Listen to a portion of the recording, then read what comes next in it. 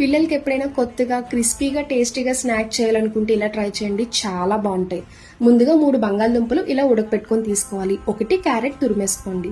కారం, పసుపు, ఉప్పు, ధనియాల పొడి, గరం మసాలా, ½ టీ స్పూన్ అల్లం వెల్లుల్లి పేస్ట్, కొత్తిమీర, కరివేపాకు, పచ్చిమిర్చి ఇలా చిన్నగా కట్ చేసుకుని వేసుకోండి. ఇప్పుడు మొత్తం కలిసేలా కలుపుకున్నాక ఈ స్టఫింగ్ ని పక్కన పెట్టుకోవాలి. పిండి మిక్స్ చేసుకున్నప్పుడు 1 కప్పు గోధుమ పిండి, 1 కప్పు మైదా, వాము, మీ టేస్ట్కి తగ్గ సాల్ట్ వేసుకొని వాటర్ యాడ్ చేసుకుంటూ చపాతీ ముద్దలా కలుపుకోవాలి. ఇప్పుడు ఇలా పెద్దగా చపాతీ చేసుకొని స్టఫింగ్ మొత్తం అప్లై చేసుకున్నాక కంప్లీట్గా రోల్ చేసుకోండి.